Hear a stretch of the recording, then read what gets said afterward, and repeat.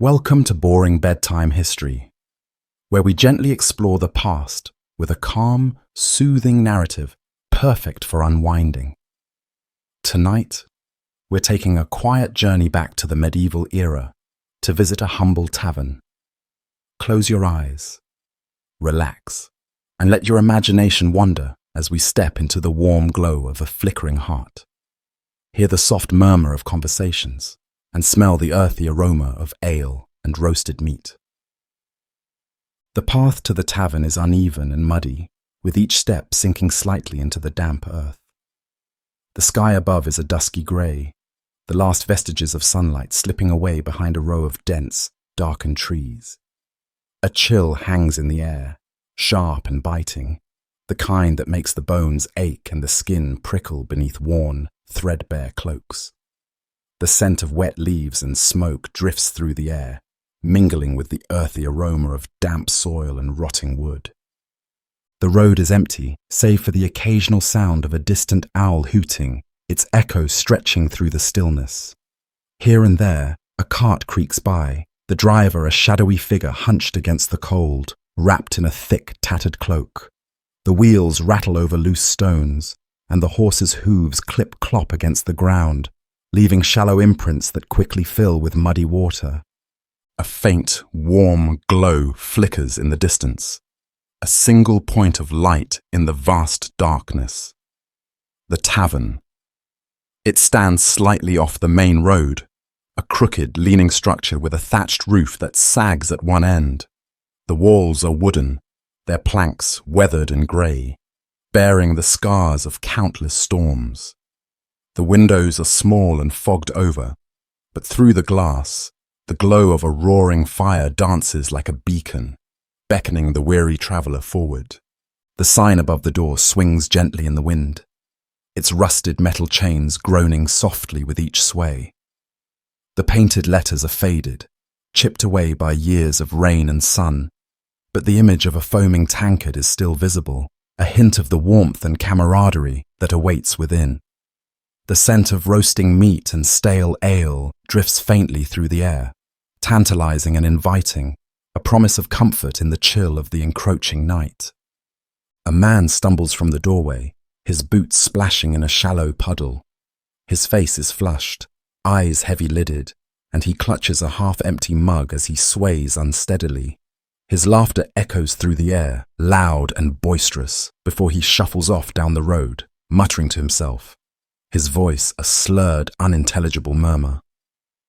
Nearby, a group of travellers huddles together, their cloaks pulled tight around their shoulders. One of them, a bearded man with a scar running down the length of his jaw, casts a wary glance toward the tavern, his eyes narrowed against the wind. He nods toward the door, and the others follow, their footsteps squelching in the mud as they move toward the promise of warmth and shelter.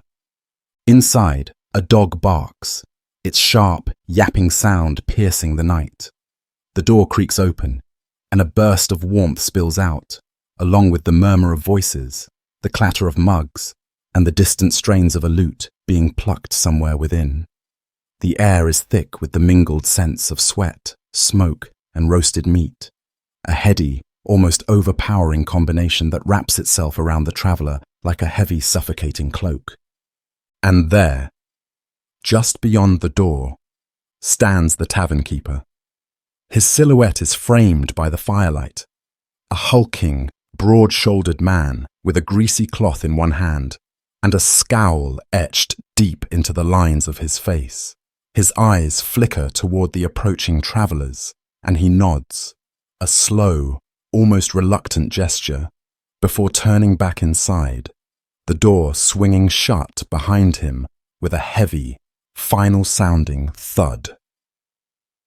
The path stretches on, winding and twisting toward the tavern like a snake coiling through the dark. The trees loom high overhead, their branches stretching out like skeletal fingers against the darkening sky. Somewhere in the distance, a wolf howls, a low, mournful sound that rises and falls, then fades into the stillness. The wind picks up, rustling through the leaves, carrying with it the faint, lingering scent of the tavern's hearth fire, wood smoke, tinged with the greasy scent of pork fat, and the bitter, yeasty tang of ale. The travellers quicken their pace, their breath rising in puffs of white mist against the night air. One of them, a woman wrapped in a ragged shawl, stumbles and curses under her breath. The man beside her grabs her arm, steadying her, and together they press on, the tavern's warm glow drawing them in like moths to a flame. The tavern looms closer, its wooden structure creaking as the wind whistles through the cracks between the planks. It is a squat, unassuming building, its walls leaning slightly to one side, as though burdened by the weight of years, and too many rowdy patrons leaning against them. The thatched roof is dark and damp, glistening with the remnants of a recent rain. Moss creeps along the edges, and in one corner, a bird has made its nest in a small hollow beneath the eaves.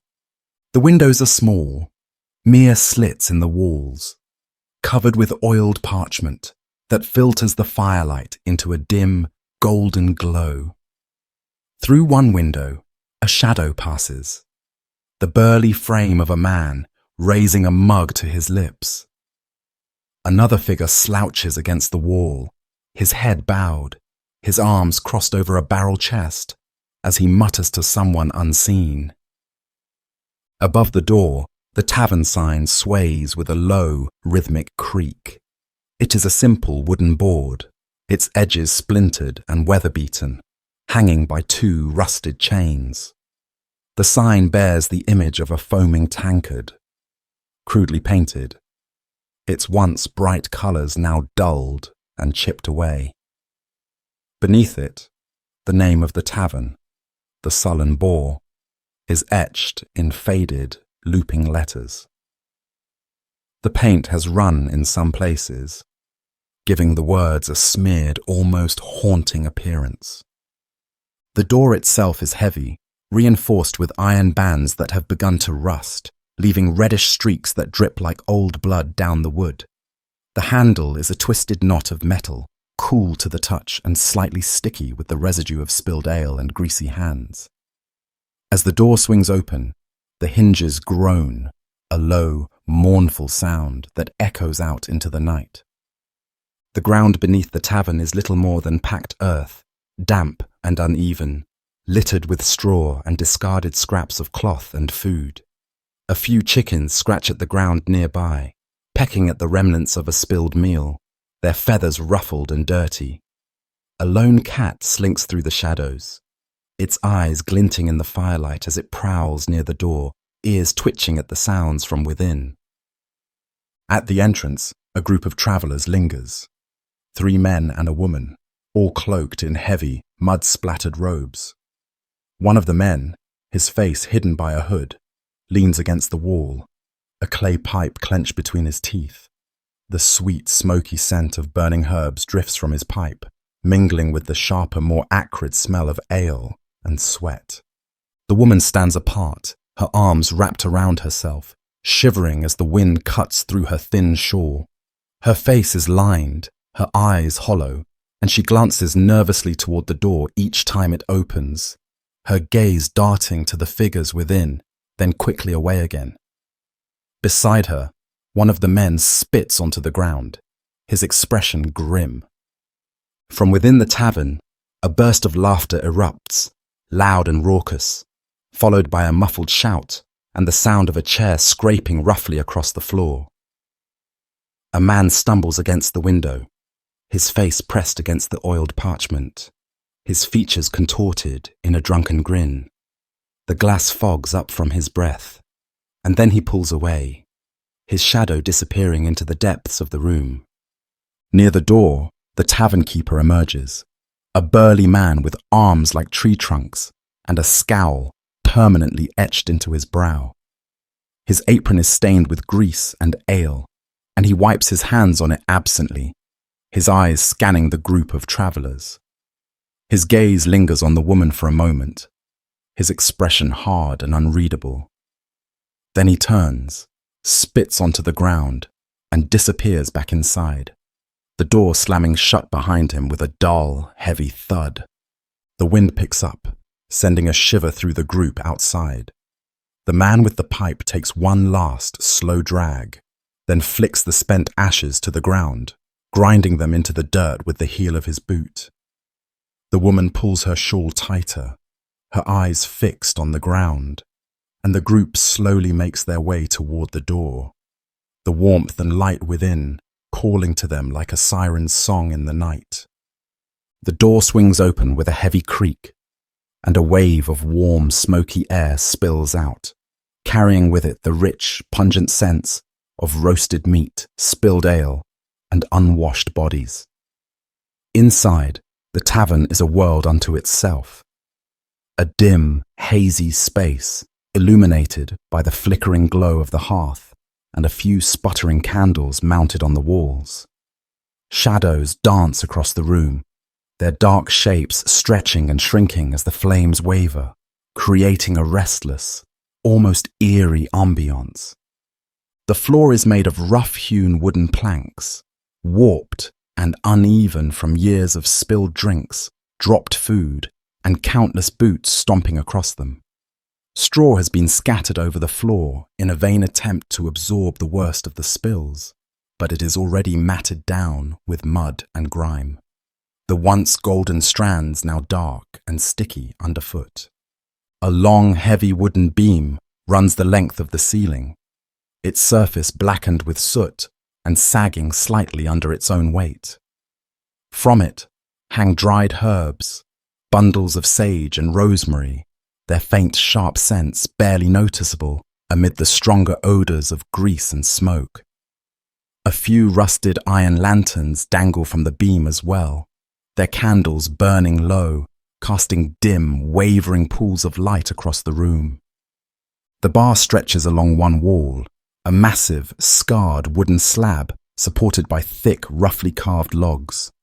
Its surface is stained dark with ale and grease, and a few fresh spills glisten in the candlelight, catching the reflection of the flames. Behind the bar, a row of barrels looms, each marked with chalk to indicate its contents: ale, mead, cider, though the letters are smudged and nearly illegible. The tavern keeper moves behind the bar, a massive man with shoulders like a bear and a perpetual scowl etched into his weathered face. His beard is thick and unkempt, and his arms are muscular and corded with veins. He wipes down a wooden mug with a rag that is nearly as dirty as the mug itself, his eyes scanning the room with a mixture of boredom and barely concealed annoyance. Near the bar, a group of men cluster around a table, their voices raised in a drunken chorus as they slam their mugs together, ale sloshing over the rims and splattering onto the floor.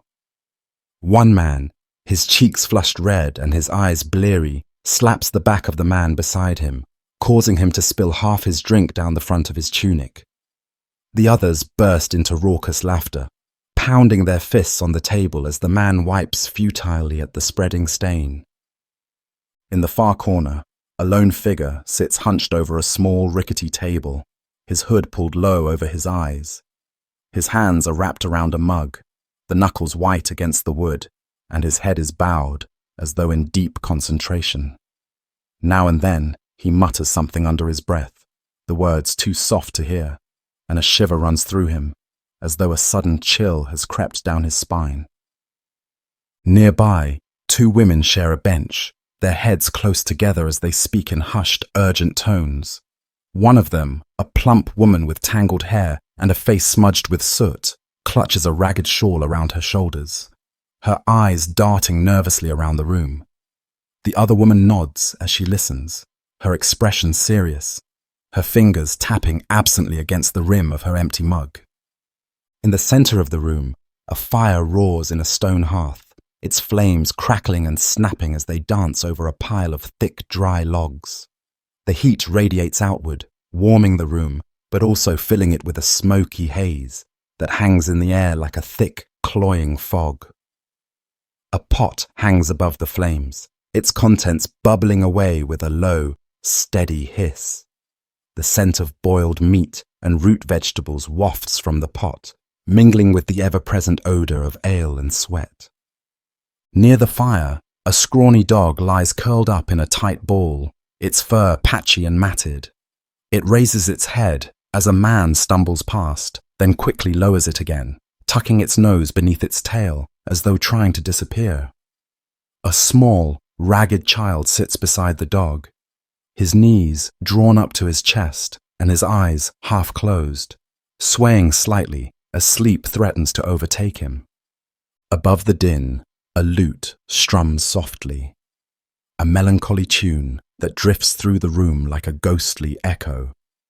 The musician is a wiry man with a scraggly beard and eyes that seem to stare through the room rather than at it. His fingers pluck the strings with a practiced, absent-minded ease, and his head bobs slightly in time with the music, as though he is the only one truly hearing it. And then, the door swings open again, admitting another gust of cold air and the sound of the wind howling outside. Heads turn, eyes squinting toward the doorway as another traveller steps inside, his face flushed from the cold, his cloak heavy with rain. The door slams shut behind him, and just like that, the outside world is shut away, leaving only the warmth and the noise and the dim, smoky light of the tavern. The tavern is packed tonight, every bench and stool occupied, every table crowded with mugs and bowls and elbows jostling for space. The air is thick with the din of overlapping conversations, loud, slurred voices punctuated by bursts of laughter, the occasional shout, and the clang of wooden mugs colliding in boisterous toasts. The heat from the fire has intensified, mingling with the smoky haze to create a suffocating warmth that presses down on the room like a heavy, woolen blanket. At the far end of the room, a cluster of men sit around a circular table, their faces flushed and glistening with sweat. The largest of them, a broad-shouldered brute with a crooked nose and a bushy beard, slams his mug onto the table with a loud bang, sloshing ale over the rim. "Another round!" he bellows, his voice a booming, gravelly roar that reverberates off the walls. The men around him cheer, fists pounding the wooden surface in a chaotic, drunken rhythm. The serving maid bustles over, her arms laden with mugs brimming with ale, the foam sloshing over her wrists as she struggles to maintain her balance. Her face is flushed, her hair falling loose from its once neat braid, and dark smudges stain the apron tied around her waist. One of the men grabs her wrist as she sets a mug in front of him, his fingers tightening around her arm. "Stay a while, love," he says, his voice slurred and thick. "Sit with us. Keep us warm." The maid forces a smile, her eyes darting toward the tavern keeper, who is busy wiping down the bar with a rag that is more grease than cloth. "Got work to do," she says, prying her wrist free with a practiced, almost mechanical motion. "Maybe later." The man frowns, his brow creasing into deep, angry furrows. "Too good for us, eh?" he sneers, leaning forward, his breath reeking of stale ale and half-chewed meat. "Think you're better than me?" The other men snicker, their eyes glittering with a cruel, predatory amusement. The maid doesn't respond, just turns and hurries away, her shoulders tense, her pace brisk and purposeful. The man watches her go, his jaw working, his hand clenched around the handle of his mug so tightly that his knuckles turn white. Across the room, a pair of old men sit hunched over a game board, the pieces carved from bone and wood, each piece worn smooth from years of use. One of the men scratches his grizzled chin, his eyes narrowed as he studies the board, his lips moving silently as he contemplates his next move. The other man watches him with a smug, toothless grin, his hand hovering over his own piece, ready to pounce the moment his opponent makes a mistake. Nearby, a group of young men stand in a tight circle, their heads bowed close together as they mutter and laugh among themselves. One of them, a wiry youth with sharp, angular features, produces a small, cloth-wrapped bundle from beneath his cloak and unfolds it with exaggerated care.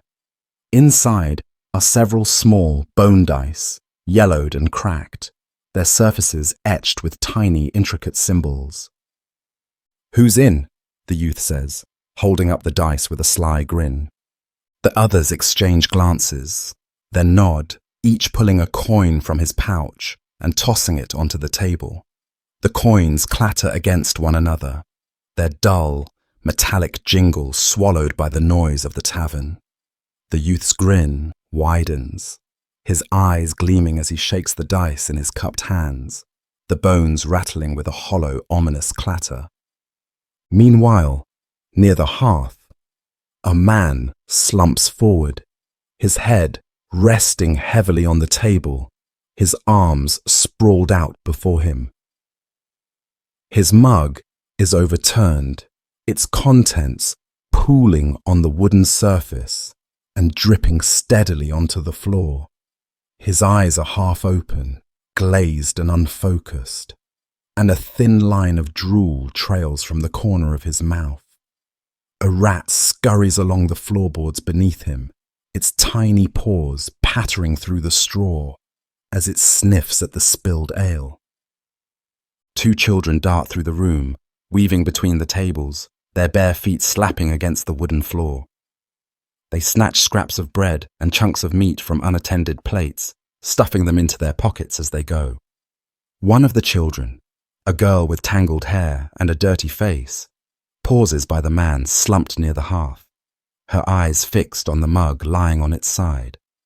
She reaches out a hand, fingers trembling, and tilts the mug upright, collecting the last few drops of ale before bringing it to her lips and swallowing quickly.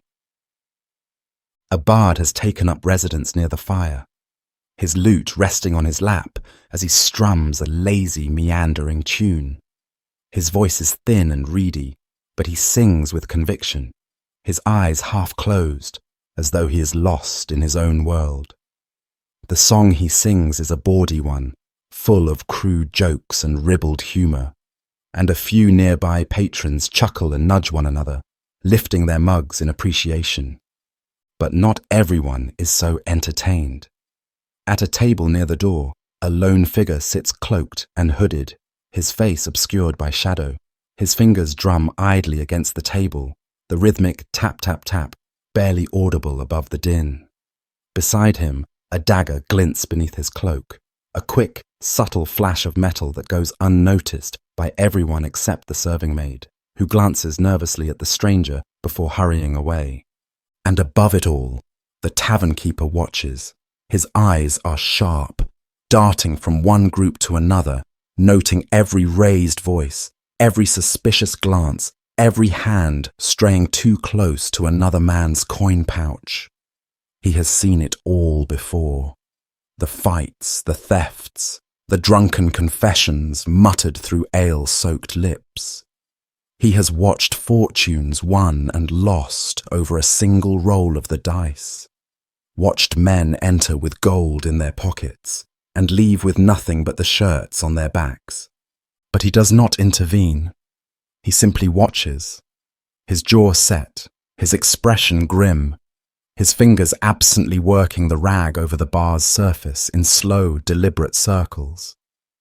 After all, this is his domain, a world of smoke and shadows, of whispered secrets and muffled threats, of lost souls and desperate men looking for warmth, for drink, for escape.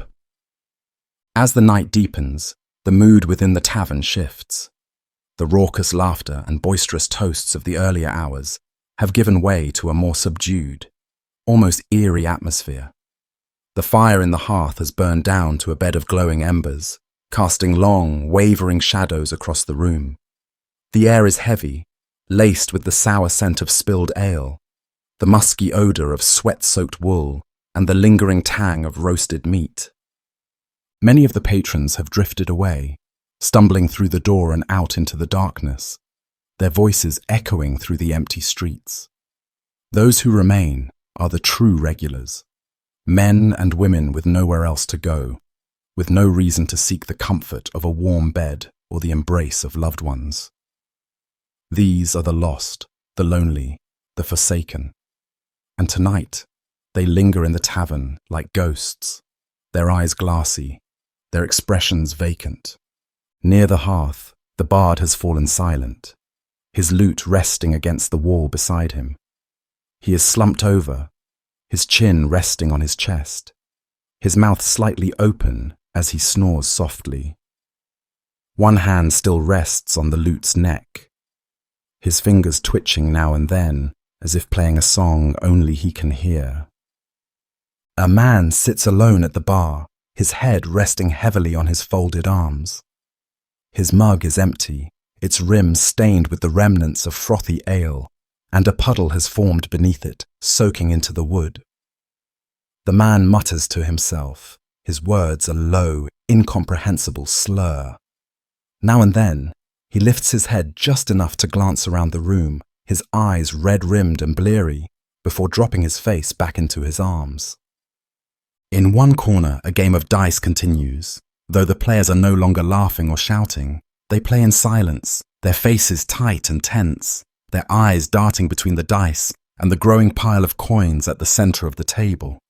One of the men, a wiry figure with a scar running from his temple to his jaw, clenches his jaw each time the dice are rolled, his knuckles white against the edge of the table.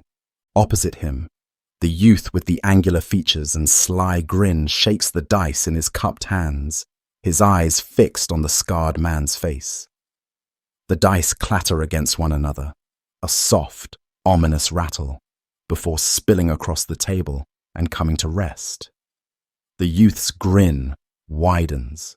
The scarred man curses under his breath, slamming his fist onto the table with a force that sends the dice skittering across the floor. In another corner, a man and a woman sit together, their heads close, their voices low. The woman is weeping softly, her hands clasped tightly around a wooden rosary. The man, her husband perhaps, stares at the table, his eyes distant, his jaw clenched. A half-empty mug sits before him, but he makes no move to drink. The woman whispers something, her words thick with grief, and the man nods once, a single, jerky motion that betrays the depth of his frustration and helplessness. At the bar, the tavern keeper leans against the counter, his arms folded over his chest. His expression is dark, his gaze fixed on the pair in the corner. He knows their story, the death of a child, a sickness that swept through the village like a plague, leaving nothing but empty cradles and grieving parents in its wake.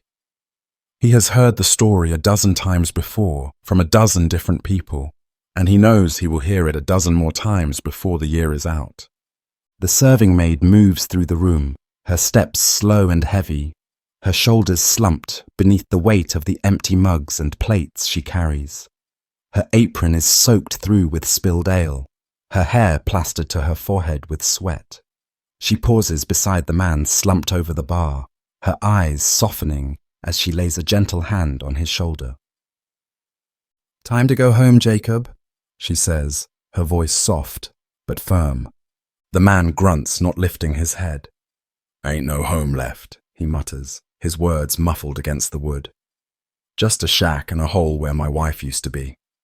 The maid's jaw tightens, and for a moment she says nothing. Then she takes the empty mug from his hand, places it on the bar, and gently pats his shoulder. "Go on now," she says. "Go sleep it off." Jacob mutters something incoherent, but he rises slowly to his feet, swaying unsteadily as he makes his way toward the door. The maid watches him go, her eyes dark and sad, and when the door finally closes behind him, she takes a deep breath and lets it out slowly, her shoulders slumping. The tavern keeper watches her from behind the bar, his gaze inscrutable. "You're too soft with them," he says, his voice a low rumble. "They're good men," the maid replies, her eyes fixed on the door. "Just lost." The tavern keeper snorts, reaching for a rag and wiping down the bar with slow, deliberate strokes. Lost, he mutters. We're all lost. Some of us just don't know it yet. The door opens again, a gust of cold air sweeping into the room. The embers in the hearth flare up, a burst of orange and gold, then settle back into a dull, sullen glow. The new arrival is a tall, thin man wrapped in a long, dark cloak, his hood pulled low over his face. He steps inside, his boots heavy against the wooden floor, and the room seems to hush for a moment, every eye turning toward him. The tavern keeper straightens, his eyes narrowing. The serving maid takes a step back, her hand reaching instinctively for the empty tray at her side. The man moves to the bar, his movements smooth and deliberate, and when he pulls back his hood, his face is gaunt and pale, his eyes sharp and glittering like chips of ice. "Ale," he says, his voice low and raspy. The tavern keeper nods, reaching for a mug. The room slowly comes back to life, the murmur of conversation rising once more, but the tension remains. A low, throbbing undercurrent that hangs in the air like a distant storm. The man sips his ale, his eyes scanning the room with the detached, cold scrutiny of a hawk circling prey. Near the hearth, the bard stirs, lifting his head and blinking bleary eyes at the newcomer. The scarred man at the dice table mutters something under his breath, his hand slipping beneath his cloak. The serving maid moves quickly, her steps quick and nervous as she disappears into the back room. And the tavern keeper watches, his jaw clenched, his fingers tapping a slow, steady rhythm against the bar. The atmosphere inside the tavern is tense, a thick, palpable unease hanging in the air like a fog. The tall, cloaked stranger sits at the bar, his face half hidden in shadow, his eyes darting from one patron to the next. His mug of ale rests untouched before him, the foam dissipating, the liquid inside as dark as the night beyond the door. In the far corner, the scarred man has risen from the dice table. His companions remain seated, their eyes following him as he moves across the room. The man's hand is still beneath his cloak, his jaw clenched, his gaze fixed on the stranger at the bar. The tension between them is electric. A silent, invisible thread stretched taut across the room. The tavern keeper stands behind the bar, his fingers wrapped tightly around the handle of a thick wooden mug.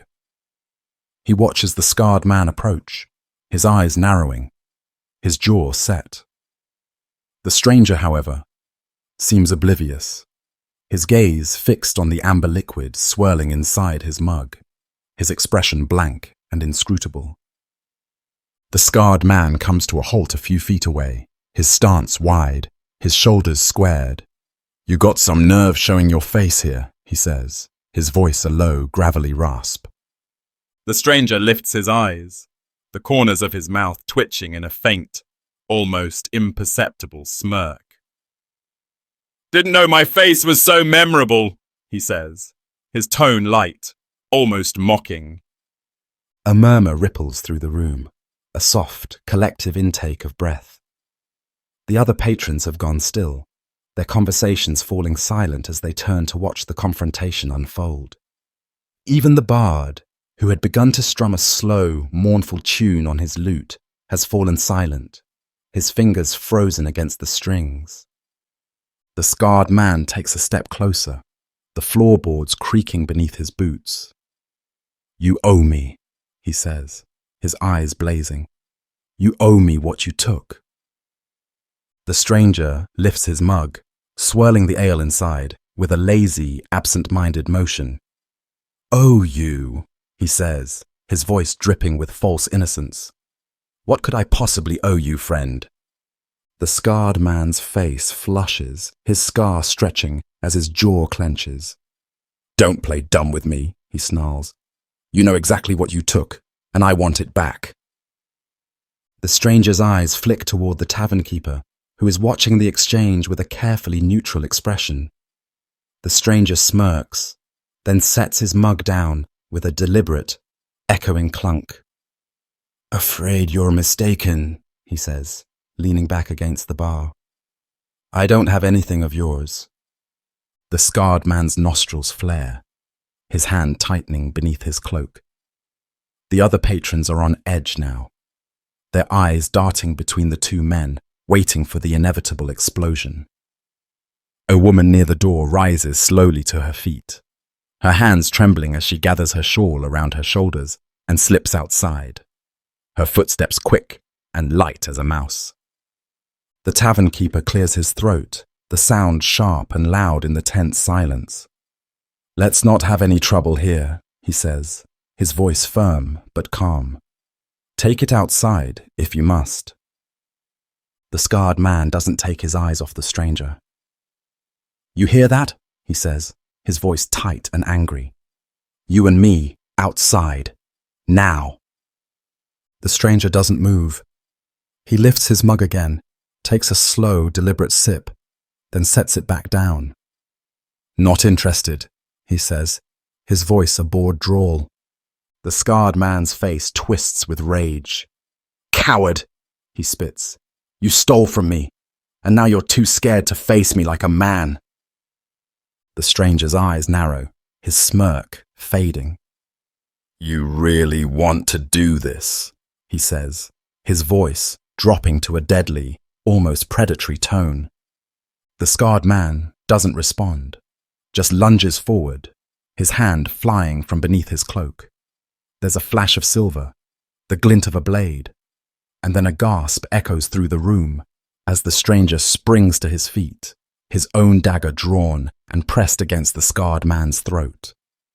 The two men stand frozen, their faces inches apart, their breaths mingling in the close, suffocating air. The scarred man's eyes are wide, his chest heaving, his knife hand trembling as the stranger's blade presses harder against his skin, a thin trickle of blood beading along the edge. "Now listen," the stranger whispers, his voice as cold and sharp as the blade in his hand. "I didn't take anything from you, but if you ever point a knife at me again, I'll take something you can't replace."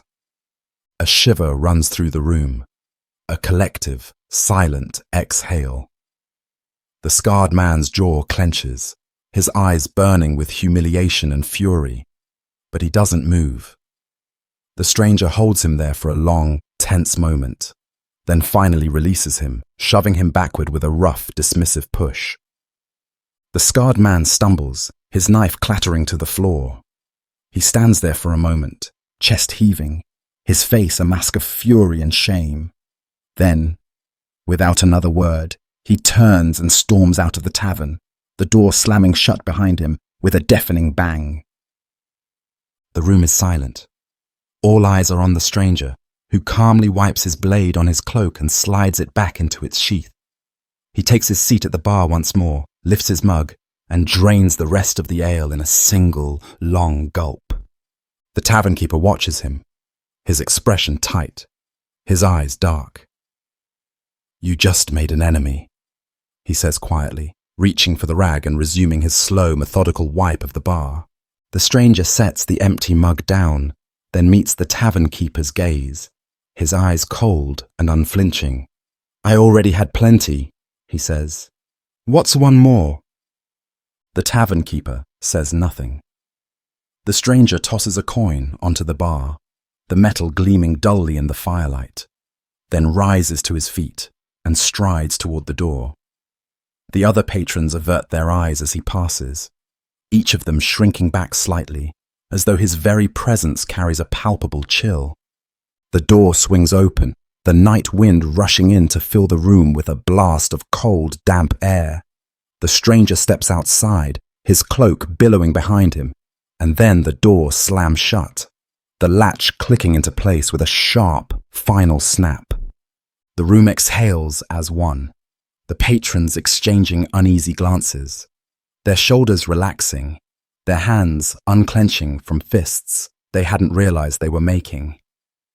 The bard picks up his lute, his fingers trembling as he plucks a few hesitant notes. The dice game resumes, the pieces rattling across the wooden surface. But the tension lingers, a heavy, oppressive weight that hangs over the room like a dark cloud. And behind the bar, the tavern keeper keeps his eyes fixed on the door, his jaw set, his fingers absently working the rag over the wood in slow, steady circles. Outside the tavern, the night air is cold and damp, a thick fog curling through the narrow streets like a restless spirit. The moon hangs high and full, its silver light casting eerie, elongated shadows that dance and shiver along the cobblestones. The tavern door swings shut behind the stranger, the heavy thud echoing through the stillness. He stands motionless for a moment, his cloak billowing around him as the wind whistles through the alleyway. His eyes scan the darkness, sharp and watchful, as though expecting someone to emerge from the shadows. But the street is empty, silent, save for the distant howl of a lone dog and the soft, steady drip of water from a nearby gutter. The stranger exhales slowly, his breath misting in the chill air, then pulls his cloak tighter around his shoulders and begins to walk. His boots crunch against the cobblestones, each step deliberate and measured, the sound ricocheting off the walls of the cramped, looming buildings that line the street. The houses are dark, their windows shuttered, their doors bolted tight against the night. Only a few dim candles burn behind the warped glass panes, flickering weakly, casting faint ghostly shapes that dance and writhe like restless spirits. The village sleeps, or at least pretends to, hiding behind locked doors and drawn curtains, unwilling to see what the night might bring. The stranger's path takes him through a labyrinth of narrow, twisting alleys, each one darker and more desolate than the last. The fog thickens as he moves deeper into the village, swirling around his ankles like tendrils of smoke, muffling the sound of his footsteps and blurring the edges of the buildings around him. He passes a butcher's shop, the windows crusted with grime, a crude wooden sign creaking softly in the wind. Beyond it, a blacksmith's forge looms, the forge itself cold and dark, its great stone chimney rising like a monolith against the night sky. The air smells of soot and old blood, a heavy metallic scent that clings to the back of the throat like smoke. The stranger pauses beside a well, its stone walls slick with moss, its bucket dangling limply from a frayed rope. He leans over the edge, his eyes peering down into the inky blackness below, where the water ripples gently, reflecting the moon like a shattered silver coin. For a moment, he just stands there, staring down into the depths, his expression unreadable, his eyes dark and haunted. A soft scuffling sound echoes from somewhere nearby, the scrape of a boot against stone, the rustle of a cloak against the wall. The stranger stiffens, his hand drifting toward the hilt of the dagger concealed beneath his cloak.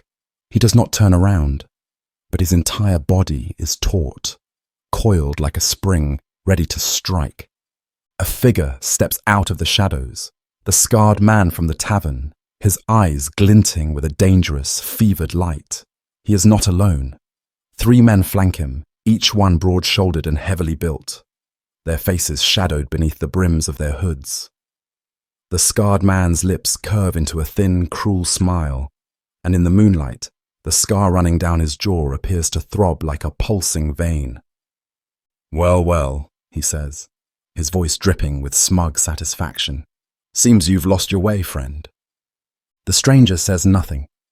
He remains perfectly still, his eyes fixed on the well, his hand resting lightly on the hilt of his dagger. The wind picks up, rustling the leaves of the dead vines that crawl up the side of the nearby building, their skeletal fingers tapping against the stone like restless spirits. The scarred man takes a step closer, his grin widening. "You didn't think I'd let you walk away that easy, did you?"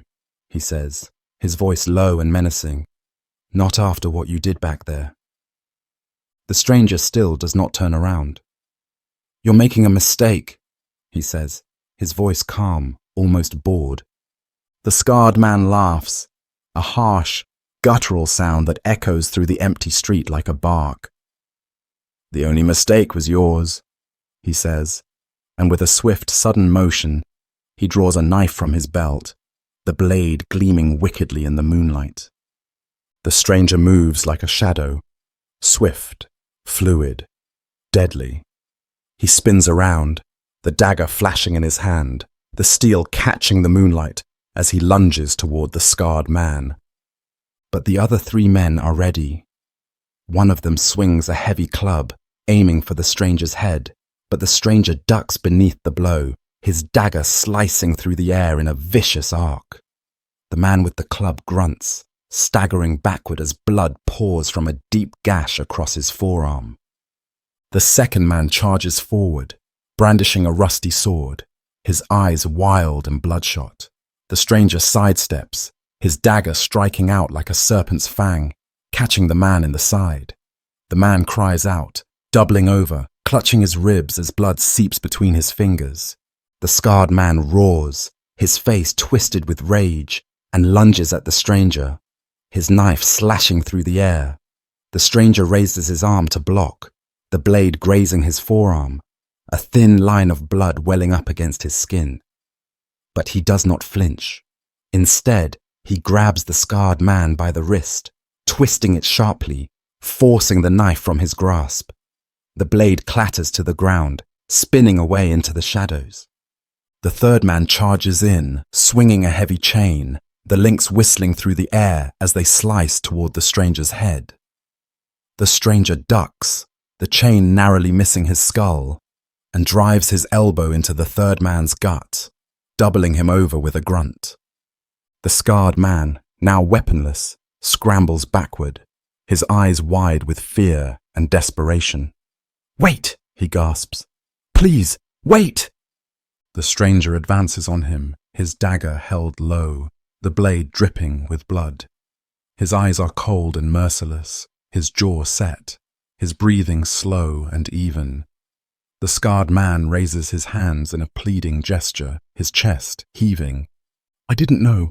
I didn't realize," he stammers, his voice breaking. The stranger leans in, his face inches from the scarred man's.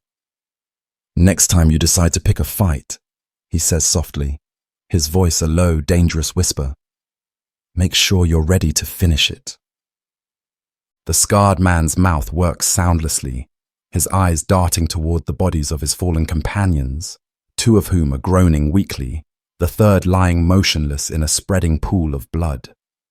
The stranger steps back, sliding the dagger back into its sheath with a sharp, decisive motion. Then he turns on his heel, his cloak swirling around him as he strides away, his boots echoing against the cobblestones. The fog swirls in his wake, swallowing him up as he disappears into the night. The scarred man sinks to his knees, his breath coming in ragged, panicked gasps, his hands trembling as he stares after the stranger, his eyes filled with terror and disbelief. Somewhere, far away, the church bell tolls, a slow, mournful sound that reverberates through the village, each chime a solemn, echoing reminder of the darkness that prowls the streets long after the tavern doors have closed.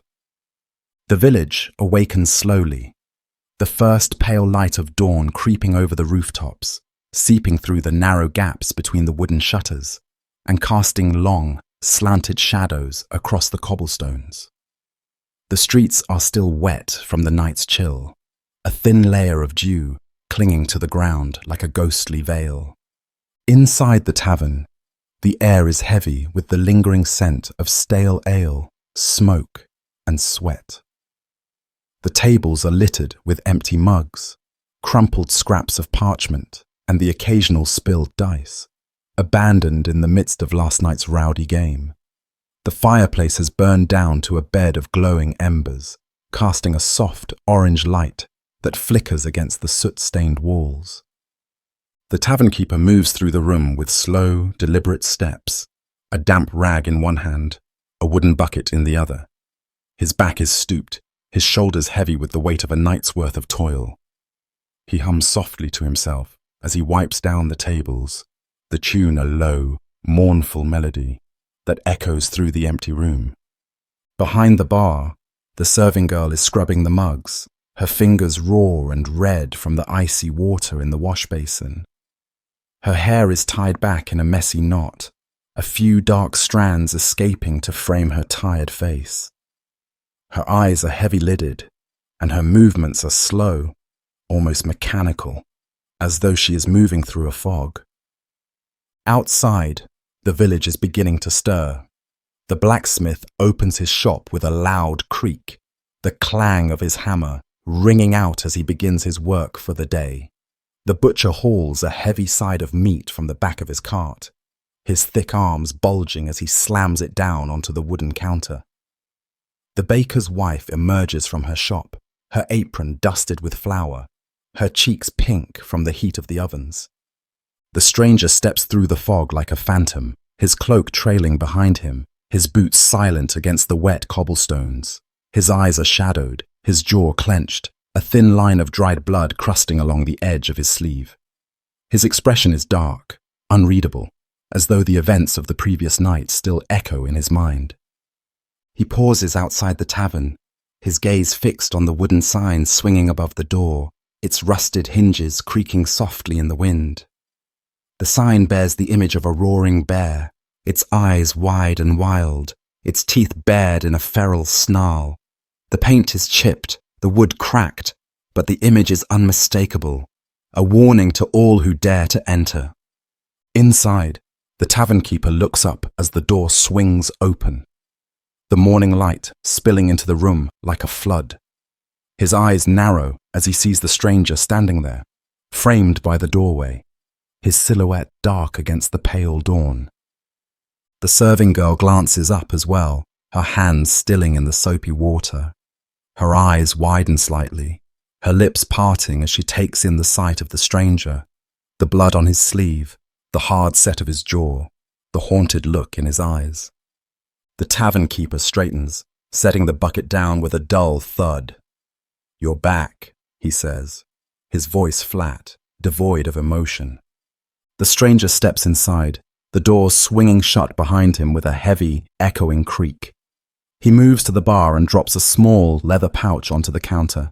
The pouch lands with a muffled clink, the sound of coins rattling inside.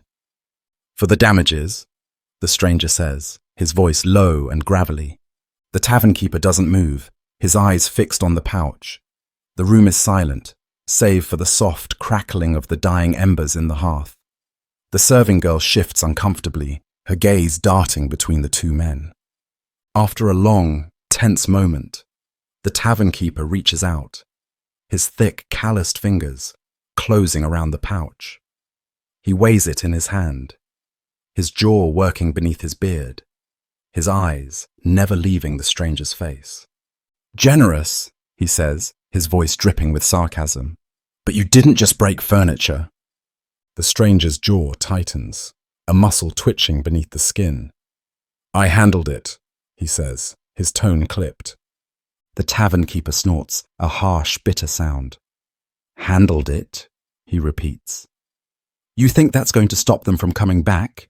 You think that's going to stop the scarred man from telling everyone what you did? You just painted a target on this place and on my back." The stranger doesn't respond. His eyes are dark, empty, staring straight ahead as though looking through the tavern keeper, through the walls, through everything. The serving girl clears her throat, her voice small and tentative. Are they coming back?" The tavern keeper's eyes flick toward her, his brow furrowing. "Maybe," he mutters, "or maybe they'll come back for him." The stranger's gaze snaps to the tavern keeper, his expression sharp, his jaw clenched. "They can try," he says, his voice cold and steely. The tavern keeper shakes his head, his eyes flashing with anger and frustration. "You don't get it, do you?" he says, his voice rising. "These men, they don't forget. They don't forgive. And you just humiliated one of them in front of his own men. That doesn't go away." The stranger pushes away from the bar, his cloak billowing around him as he turns to leave. But the tavern keeper's voice stops him, sharp and cutting like the crack of a whip. "If they come back, and they will, don't expect me to help you," the tavern keeper says. "You brought this on yourself." The stranger pauses, his hand resting on the doorframe, his head bowed, his shoulders tense. The room is silent, the air thick and heavy, the tension coiling like a snake preparing to strike. Then, without another word, the stranger steps outside, the door slamming shut behind him with a bone-jarring crash. The serving girl flinches, her hands trembling as she clutches the edge of the bar, her eyes wide and fearful. The tavern keeper exhales heavily, rubbing a hand over his face, his expression weary and haunted. He turns back to the bar, tipping the pouch of coins onto the counter. The coins spill out, gleaming dully in the weak morning light. Silver, bronze, and one single gold piece, stamped with the emblem of a lion's head. The tavern keeper picks up the gold coin, turning it over in his fingers, his brow furrowing. "A lion's head," he mutters under his breath. "Just like the one on the wanted posters." He sets the coin down with a loud, decisive clink, his jaw clenched, his eyes dark and troubled. Outside, the village is coming to life, the streets filling with the sounds of shouting merchants, clanging hammers, and bleating goats. But inside the tavern, a heavy, ominous silence lingers. A silence that speaks of dark days yet to come. The village square is bustling with life, a stark contrast to the haunting stillness of the night before. Merchants shout their wares from wooden stalls, their voices carrying over the din of clinking coins, braying animals, and the chatter of townspeople. The aroma of freshly baked bread mingles with the sharp, acrid scent of manure and the earthy musk of wet straw.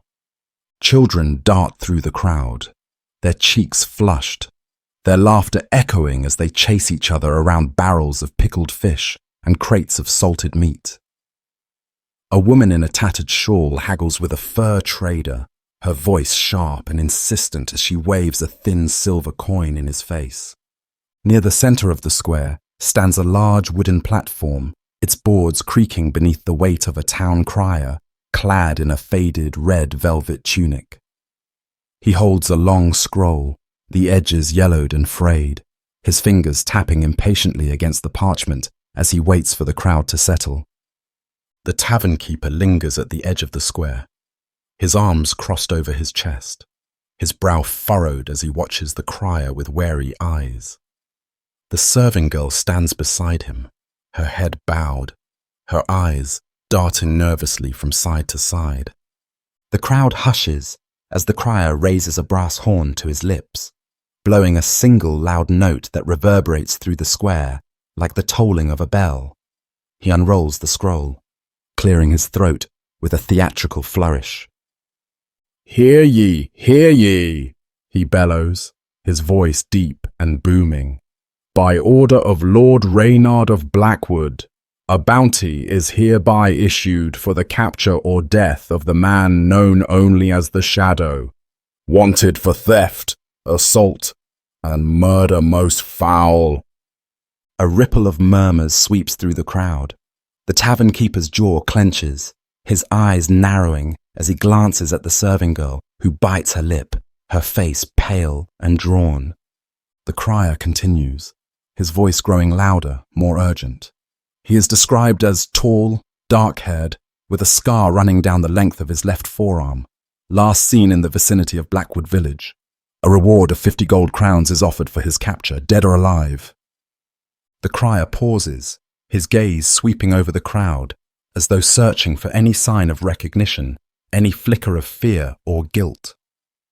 "Anyone found aiding or abetting this fugitive," he says, his voice dropping to a menacing growl, "will be tried as an accomplice and dealt with accordingly." The crowd stirs uneasily, whispers passing from person to person, like a shiver of wind rustling through dry leaves. 50 gold crowns is a small fortune, enough to buy a farm, to pay off debts, to escape the grinding poverty that keeps the villagers shackled to their miserable lives.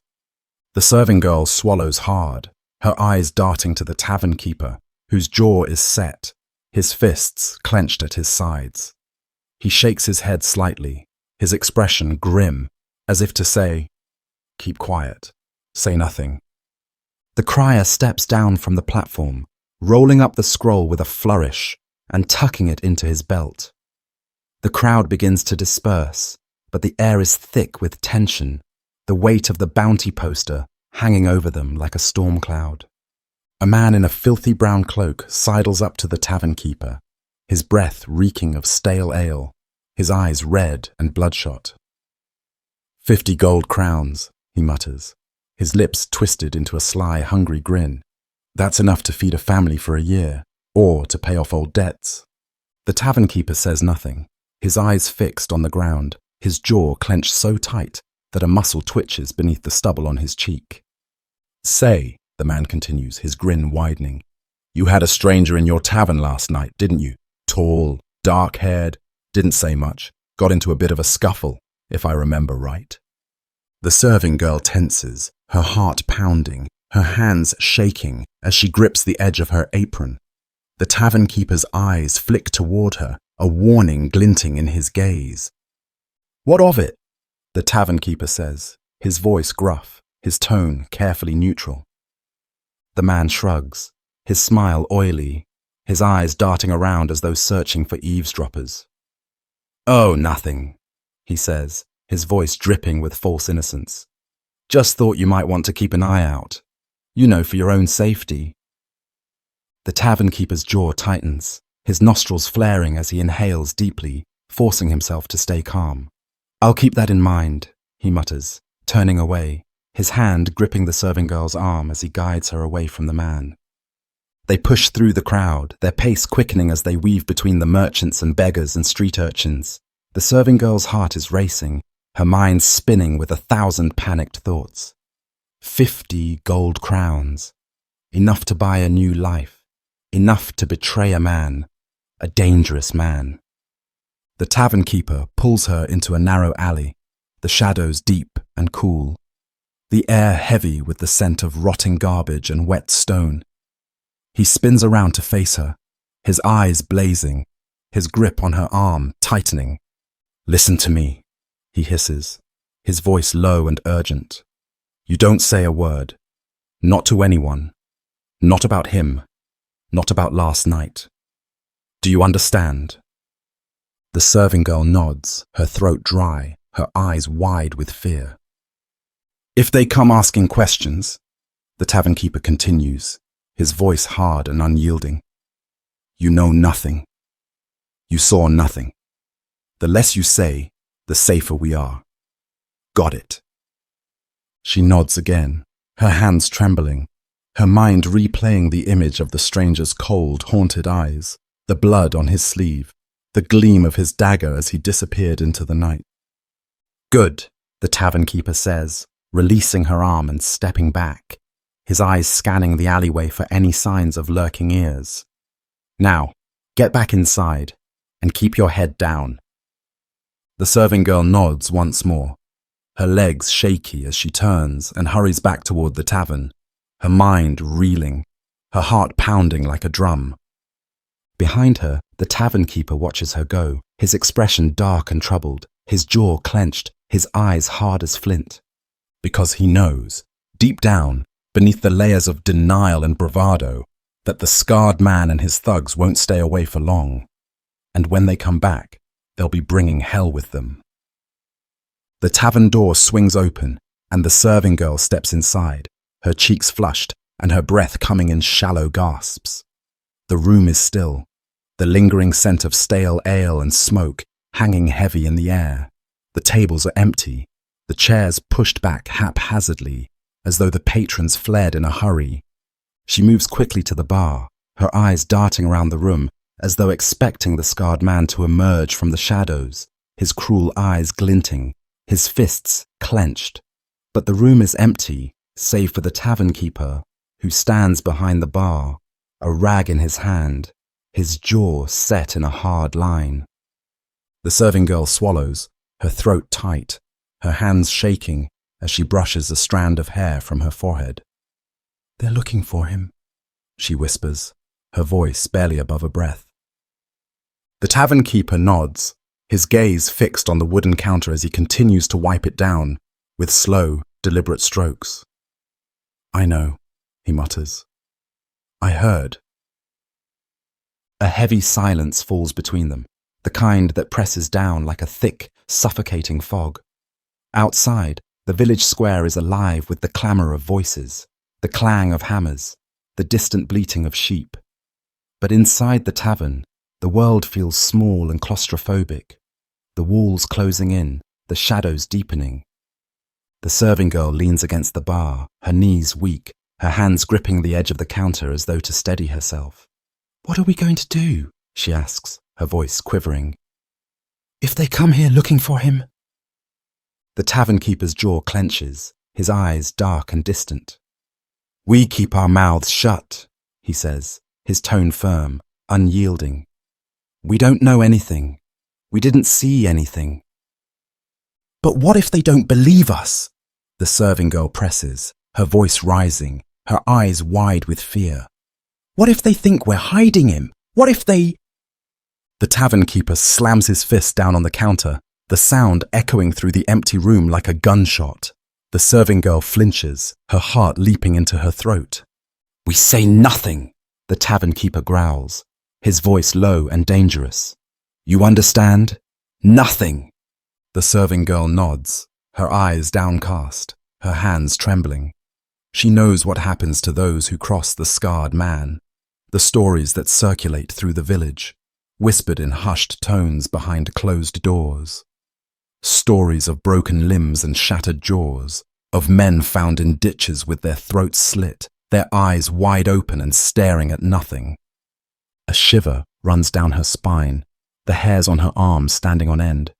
She can still hear the crier's voice ringing through the square, announcing the bounty on the stranger's head, the words, "dead or alive," hanging in the air like a noose.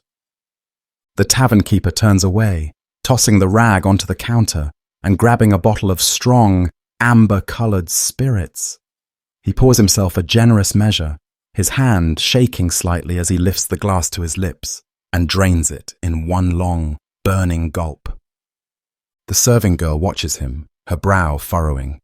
She's never seen him like this, not in all the years she's worked here. He's always been the rock, the immovable, unflinching pillar of the tavern. But now, there's a haunted look in his eyes, a deep, gnawing fear that she can't shake. Before she can say anything, the door swings open with a loud, echoing creak.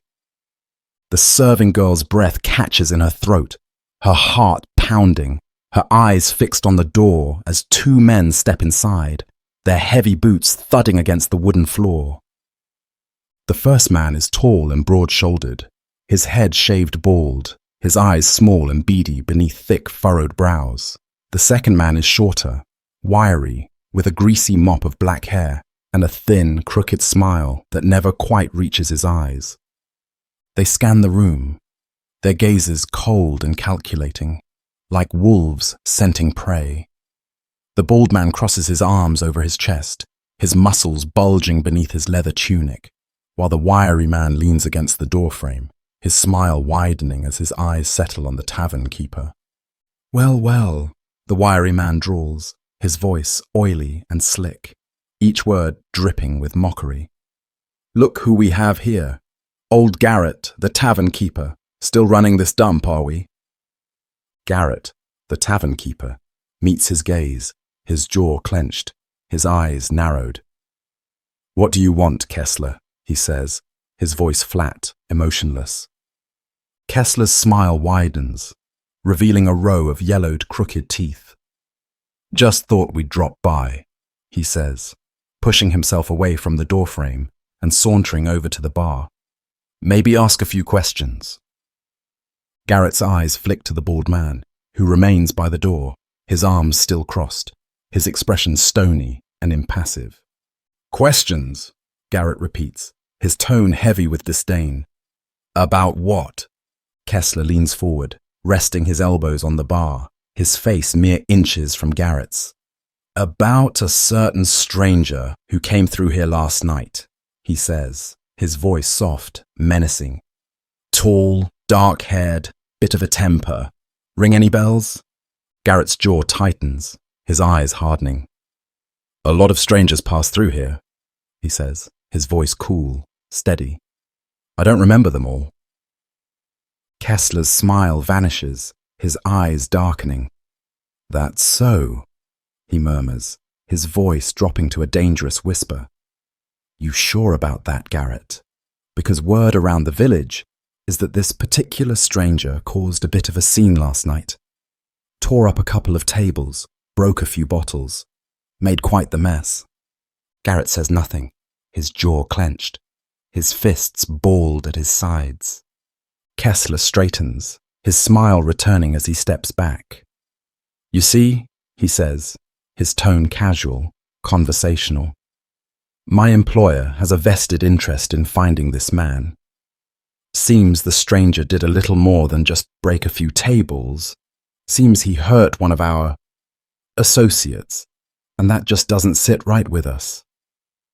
Garrett's eyes flick to the serving girl, who stands frozen behind the bar, her face pale, her eyes wide with fear. Kessler follows his gaze, his smile widening as he nods toward the serving girl. Maybe the little bird knows something, he says, his eyes gleaming. Maybe she saw what happened. Garrett steps forward, his face inches from Kessler's, his eyes blazing. Leave her out of this, he growls, his voice low, dangerous. Kessler's smile vanishes, his expression hardening. Watch yourself, Garrett, he says, his voice cold as ice. You wouldn't want to make any enemies. The room is silent, the air heavy, suffocating. The bald man shifts by the door, his knuckles cracking as he flexes his fists. Kessler holds Garrett's gaze for a long, tense moment, then steps back, his smile returning as he smooths his greasy hair back with one hand. Well, he says, turning to the bald man. Looks like Garrett here doesn't remember anything. Guess we'll just have to keep looking. The bald man grunts, pushing away from the door and following Kessler outside. The door swings shut behind them, the echo reverberating through the empty tavern like a death knell. Garrett exhales sharply, his shoulders slumping as he leans against the bar, his hand trembling as he reaches for the bottle of spirits. The serving girl watches him, her heart pounding, her breath shallow, because she knows they'll be back. And next time, they won't be asking questions. The night descends slowly over the village, draping the rooftops and crooked alleyways in a shroud of velvety darkness. The tavern is quieter now, the murmur of voices reduced to a soft, muted hum. Most of the patrons have gone home, leaving only a handful of stragglers hunched over their mugs, their faces shadowed beneath hoods and tattered caps. Garrett leans against the bar, his gaze fixed on the empty hearth, the embers smouldering like dying stars in the blackened grate. The serving girl is clearing the tables, her movements slow and deliberate, her eyes darting to the door every few seconds, as though expecting Kessler and the bald man to burst through at any moment. Outside, the wind howls, rattling the shutters and sending a flurry of dead leaves skittering across the cobblestones. The night is cold, bitterly so, and the chill seeps through the tavern's thin wooden walls, wrapping itself around the serving girl like a second skin. Garrett pours himself another drink, his fifth or sixth of the evening. The amber liquid sloshes in the glass, his hand shaking as he lifts it to his lips. The serving girl watches him from the corner of her eye, her brow furrowed, her lips pressed into a thin, worried line. You should go home, Garrett mutters, his voice thick, slurred. Ain't safe here tonight. The serving girl shakes her head, setting down the stack of empty mugs with a soft clink. I'm not leaving, she says, her voice firmer than she feels. Not until you do. Garrett snorts, a bitter, humorless sound. You think I'm scared of Kessler? Of his little band of thugs? He shakes his head, his eyes bloodshot, glassy. I've dealt with worse. Much worse. The serving girl says nothing, her jaw clenched, her hands trembling as she picks up a rag and begins to wipe down the tables. She remembers the look in Kessler's eyes, the cruel, cold gleam as he leaned over the bar, his smile dripping with malice. She knows men like Kessler, men who take what they want, who crush anyone in their way without a second thought. The door creaks open, and a gust of icy wind sweeps through the tavern, carrying with it the scent of rain and wet earth. A man steps inside, his face shrouded by a deep hood, his cloak billowing around him like a raven's wing. The few remaining patrons glance up, their eyes narrowing as they size up the newcomer. Garrett's eyes widen slightly, his jaw tightening as the man lowers his hood, revealing a gaunt, unshaven face and dark, intense eyes. It's him, the stranger from the night before, the man with the scar. He walks slowly toward the bar, his boots thudding softly against the wooden floor. The serving girl's heart races, her hands freezing on the edge of the table as she watches him approach. Garrett straightens, his gaze wary, his shoulders tense. You got a lot of nerve coming back here, he mutters, his voice low, dangerous. The stranger doesn't respond. He slides onto a bar stool, his eyes fixed on the bottle of spirits on the counter. Drink, he says, his voice rough, gravelly. Garrett's jaw clenches, but he pours a measure of spirits into a glass, sliding it across the counter. The stranger lifts the glass to his lips, draining it in one long gulp. For a moment, the room is silent, the air heavy, oppressive. The serving girl remains rooted to the spot, her pulse pounding in her ears. You know they're looking for you, Garrett says, his voice barely above a whisper. The stranger sets down the empty glass, his eyes dark, haunted.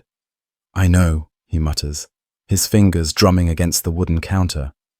That's why I'm here. Garrett's eyes narrow. What do you want?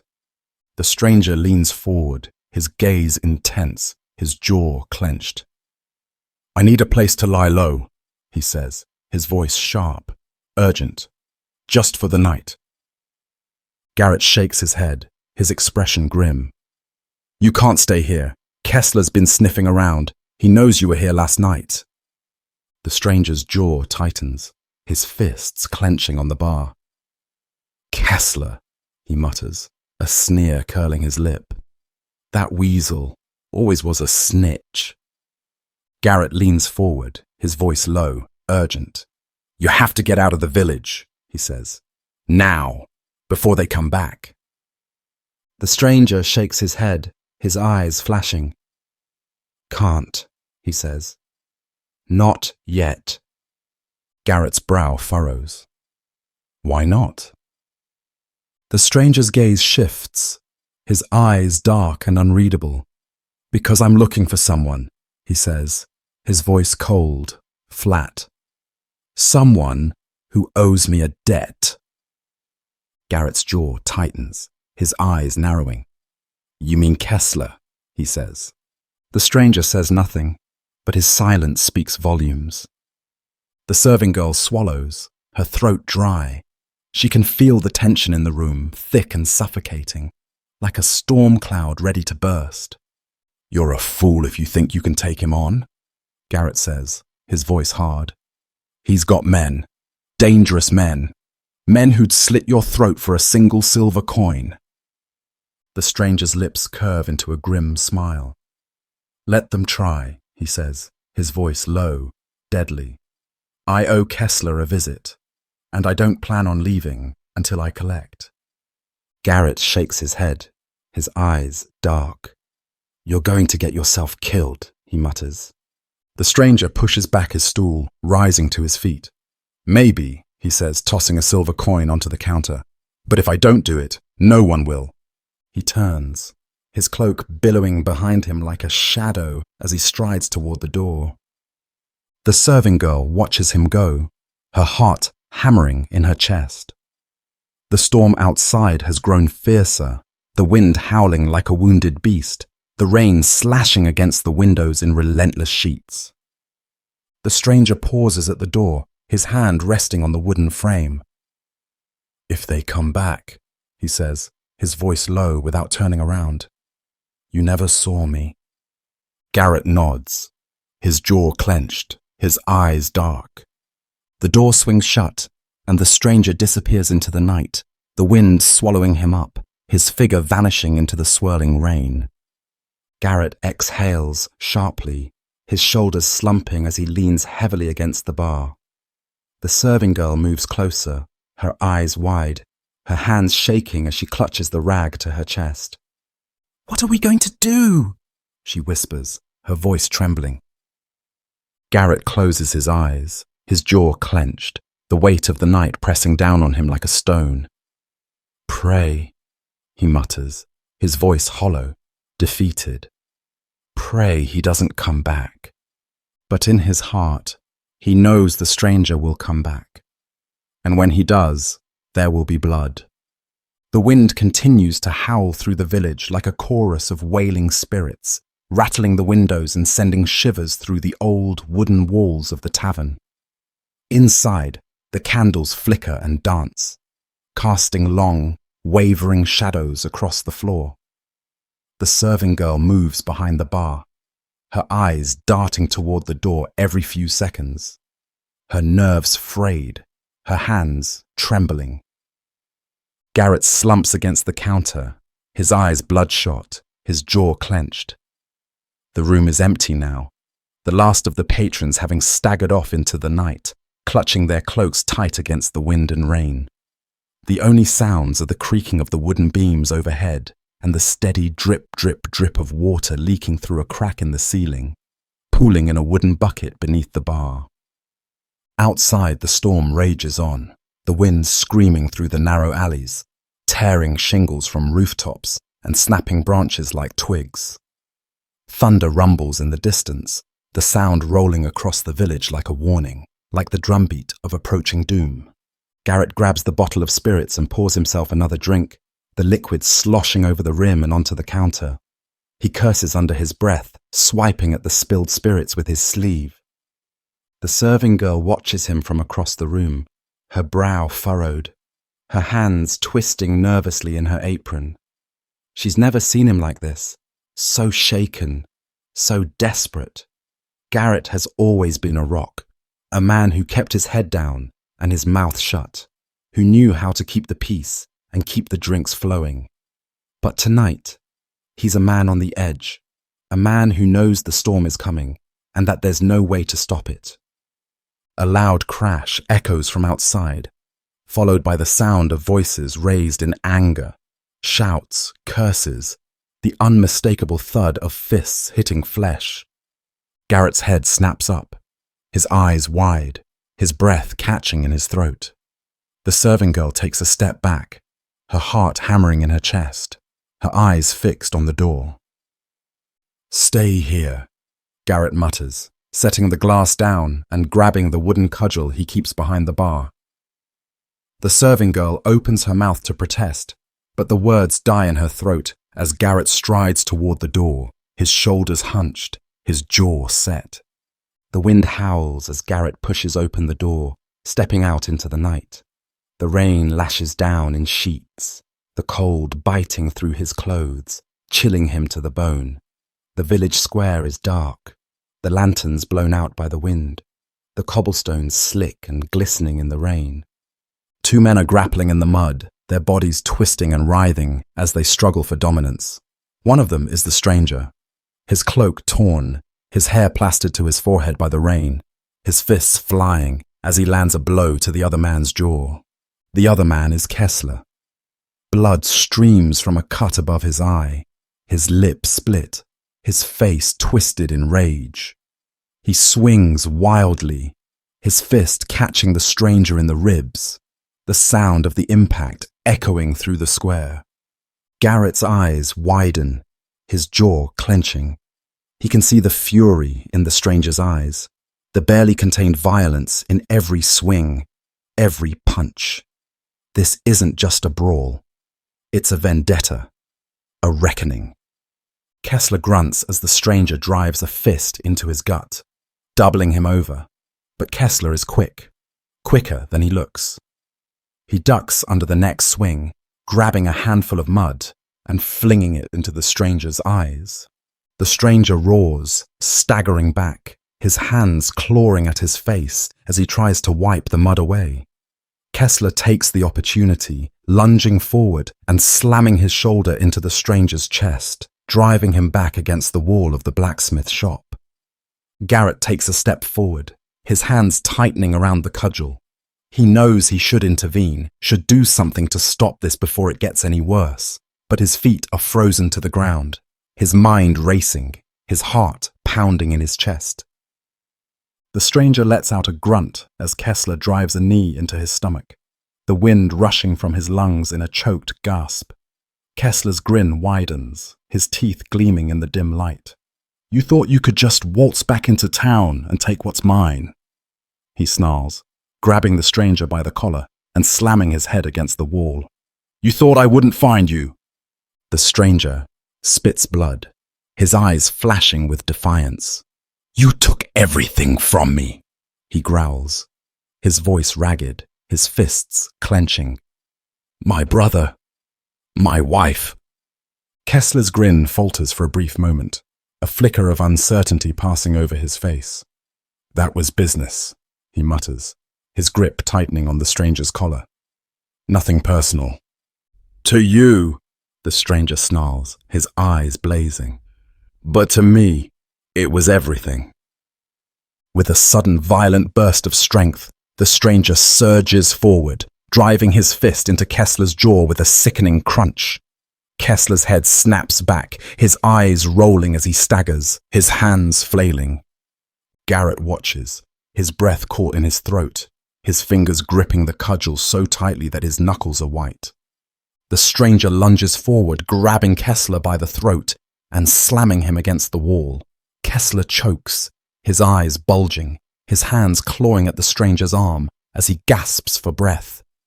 "Where is he?" the stranger demands, his voice a snarl, his eyes wild and frenzied.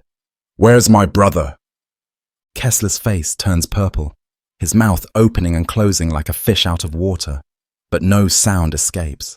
Garrett takes a step forward, his heart pounding, his voice trembling as he shouts, "Enough!"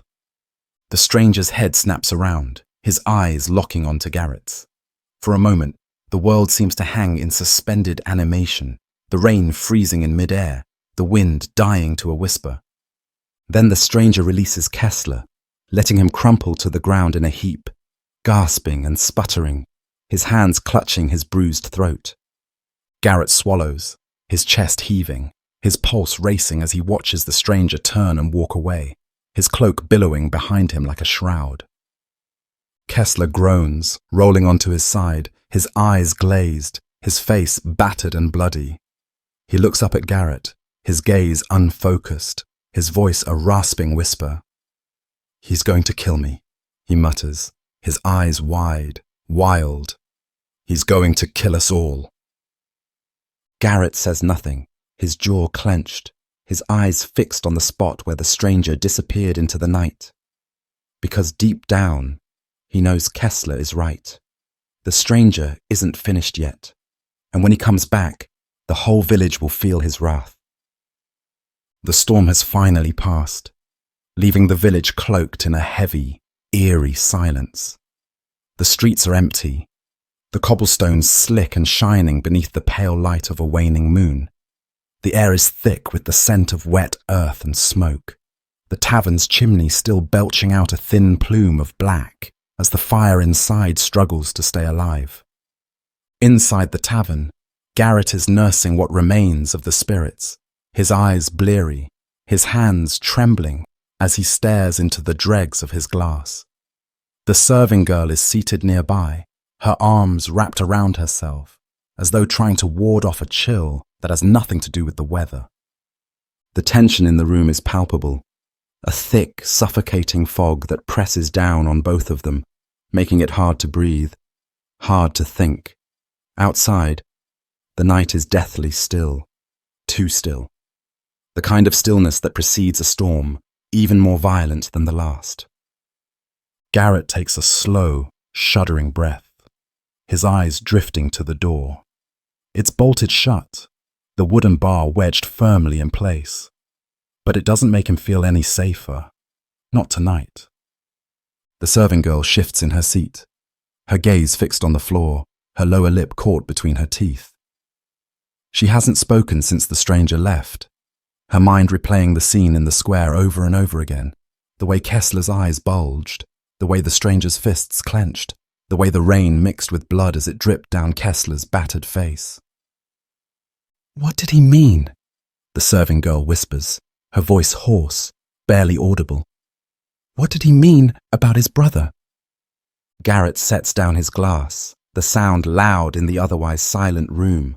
He doesn't look at her, his jaw clenched, his eyes shadowed. "It's old business," he mutters, his voice flat, hollow. "From years ago." The serving girl leans forward, her brow furrowed. "What kind of business?" Garrett's jaw tightens. "The kind that should have stayed buried," he says, his tone sharp, final. But the serving girl doesn't back down. Not this time. "I saw the look in his eyes," she says, her voice trembling. "That man's not just angry, he's desperate. Desperate enough to do something terrible." Garrett presses his fingers to his temples, his head throbbing. "You don't understand," he mutters, his eyes screwed shut. "You don't know what happened back then, what Kessler did." The serving girl's eyes widen, her heart pounding. "What did he do?" Garrett's throat bobs as he swallows, the muscles in his jaw working. For a long moment, he says nothing, his gaze fixed on a knot in the wooden floor, as though he's staring into a deep, dark abyss. Then, finally, he speaks. "It was years ago," he begins, his voice low, barely above a whisper. "Back when Kessler first came to the village. He was younger then, leaner, meaner. Hadn't yet built up his gang of thugs, but he was already making a name for himself, taking over small businesses, running protection rackets, leaning on people for money." Garrett rubs a hand over his stubbled jaw, his eyes distant. "There was a family back then, the Blackwoods. The father, Thomas Blackwood, ran the mill just outside the village. Honest man, good man. Had 2 sons, Lucas and Elias, strong boys, hard workers." The serving girl leans closer, her eyes wide, her breath caught in her throat. "Kessler decided he wanted a cut of the mill's profits," Garrett continues, his voice growing rougher, harsher. "Said it was for protection, said there were bandits on the road, wolves in the woods. But there were no bandits, no wolves, just Kessler and his men." Garrett shakes his head, his jaw clenched so tight that the muscles in his neck stand out like cords. Thomas refused to pay, said he wouldn't let Kessler extort him, told him to get lost. The serving girl's heart is pounding now, her palms damp, her mouth dry. "What happened?"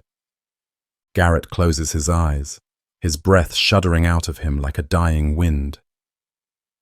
A week later, Thomas's youngest son, Elias, went missing, disappeared without a trace.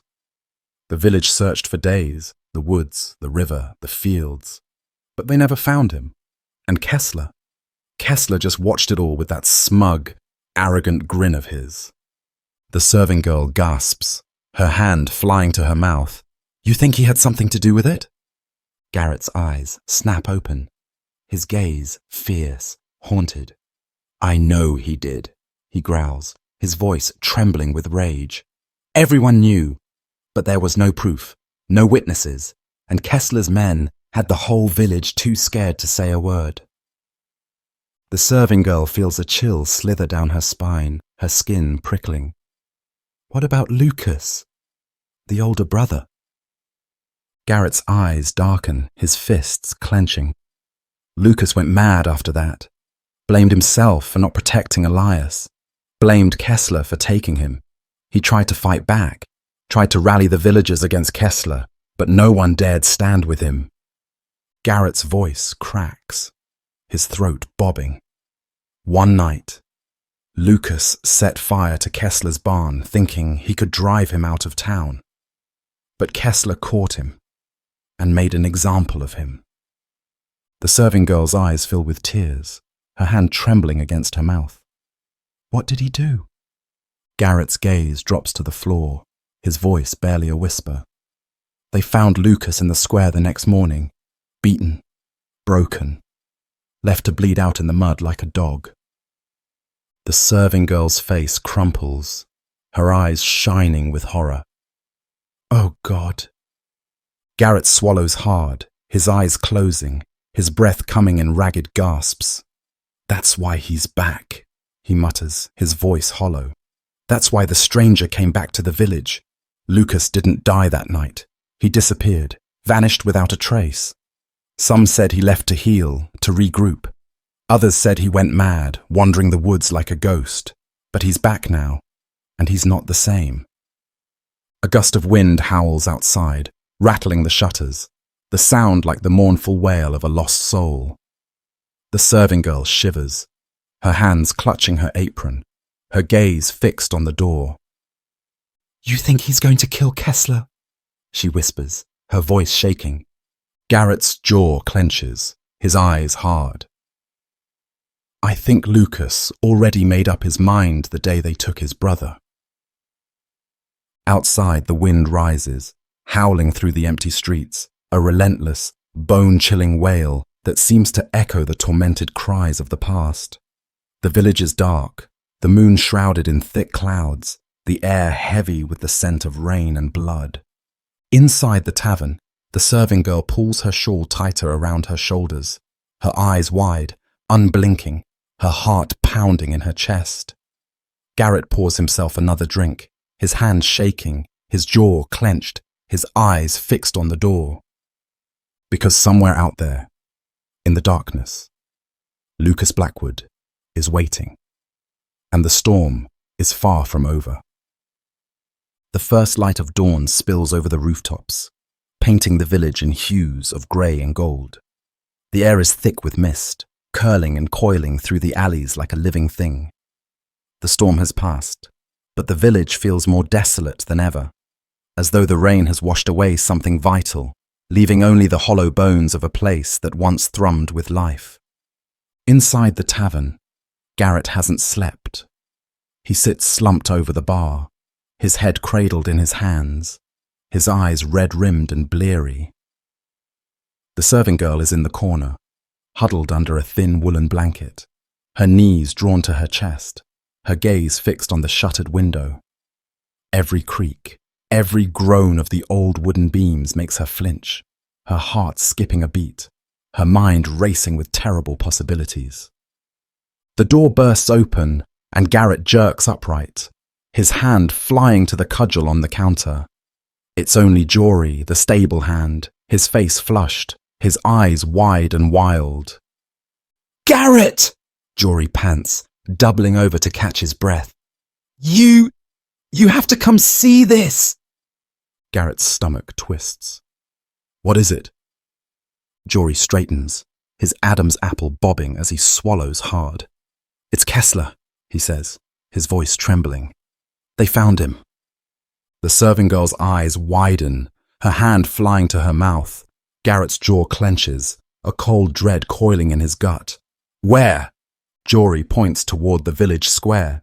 Hanging, he says, his voice cracking. From the old oak tree. The words hang in the air like a death knell, echoing through the tavern, freezing the blood in Garrett's veins. For a moment, no one moves, no one speaks. Then Garrett grabs his cloak and pushes past Jory, the serving girl scrambling to her feet to follow. The village square is a sea of murmuring voices. A crowd gathered beneath the towering oak tree, their faces pale, their eyes wide with shock and horror. Some of them are crying. Some are clutching their children to their chests, shielding their eyes from the gruesome sight. Garrett pushes through the crowd, his heart pounding, his breath coming in short, ragged gasps. And then he sees him, Kessler, swinging from the highest branch, his head lolled to one side, his face purple and swollen, his eyes bulging beneath the rough hempen noose. His hands are tied behind his back, his feet dangling lifelessly above the ground. His coat is torn, his shirt stained with blood. A wooden sign hangs from his neck, the words scrawled in dark, dripping ink: murderer, thief, justice. Garrett's stomach churns, bile rising in his throat. He staggers back, his knees buckling, his vision swimming. The villagers are muttering to one another, their voices a low, fearful drone. "Who did this?" one man asks, his eyes darting around the crowd. "It was Lucas," another whispers, his eyes wide, haunted. "It had to be." Garrett swallows hard, his hands shaking as he pulls his cloak tighter around himself. Lucas, the man who had been all but a ghost for years, a shadow on the edge of memory, a name whispered in dark corners. And now he was back, a spectre of vengeance, a storm unleashed. The serving girl clings to Garrett's arm, her eyes brimming with tears. "What do we do?" she whispers, her voice quivering. "If he killed Kessler, he won't stop there." Garrett clenches his jaw, his gaze fixed on Kessler's lifeless body, swaying gently in the morning breeze. "We need to warn the others," he says, his voice grim, resolute. "If Lucas is on a rampage, no one in this village is safe." But even as he speaks, Garrett knows it's already too late. The villagers are already scattering, fleeing back to their homes, slamming doors, barring windows, snuffing out candles. Mothers pull their children inside. Fathers grip pitchforks and axes, their faces drawn and pale. The village has become a fortress. Every man, woman, and child huddled inside, waiting for the storm to pass. Garrett and the serving girl hurry back to the tavern, the air thick with fear, the streets empty and silent. Inside, Garrett bolts the door, his hands shaking as he fumbles with the latch. The serving girl lights a candle, her face bathed in the flickering glow, her eyes wide and unblinking. "What if he comes here?" she whispers, her voice barely audible. "What if he comes for you?" Garrett swallows hard, his gaze flicking toward the cudgel on the counter. "Let him come," he mutters, his jaw clenched, his eyes dark. "I'm not going down without a fight." But deep down, in the pit of his gut, he knows Lucas won't come for him. Not yet. Not until he's taken what he came for. Because Kessler was just the beginning. The village lay in a restless silence, the kind that presses on your chest and makes every shadow twitch with menace. Inside the tavern, Garrett sat hunched near the fire, the embers casting long, flickering shadows on the rough-hewn walls. The serving girl had gone back to her corner, eyes wide and alert, clutching a wooden spoon like it was a talisman. Neither dared speak much. Words felt heavy, loaded with the weight of the morning's horrors. Outside, the wind had shifted, carrying a cold, bitter edge that seemed to seep through the thick walls, chilling the very marrow of the old building. Every creak of the timber, every whisper of the draft, set Garrett's nerves jangling like a harp-string stretched too tight. Minutes stretched into hours, yet the village remained eerily still. No footsteps echoed on the cobblestones. No doors banged or slammed. Only the distant, rhythmic creaking of the oak tree from which Kessler had hung. That sinister sway was a grim reminder that the past was not dead, nor even past. Garrett's mind churned, turning over every fragment of the mystery, every whispered tale he'd heard about Lucas. The man had been a shadowy figure, long thought dead or vanished, but now his vengeance was raw and bloody, carving through the village like a scythe through ripe wheat. There was something else, a deeper dread gnawing at the edges of Garrett's thoughts. What had driven Lucas to such ruthless acts? Was it simply greed or hatred, or was there something far darker beneath the surface? Had the village's sins finally caught up with them, dragging them all down into the muck and mire? Garrett's eyes flicked to the door again, a sudden impulse making him grip the cudgel tighter. He wasn't just afraid for himself anymore. The serving girl, the other villagers, even the memory of Kessler weighed on him. Suddenly, a soft tapping at the window made them both jump. Garrett whirled, heart hammering. Outside stood a figure cloaked in shadow, face hidden beneath a hood. The moonlight caught a glint of something sharp, a knife, or perhaps a glint of steel armor. "Who's there?" Garrett called, voice rough. The figure hesitated, then spoke in a low, urgent whisper. "Garrett, it's me, Thomas."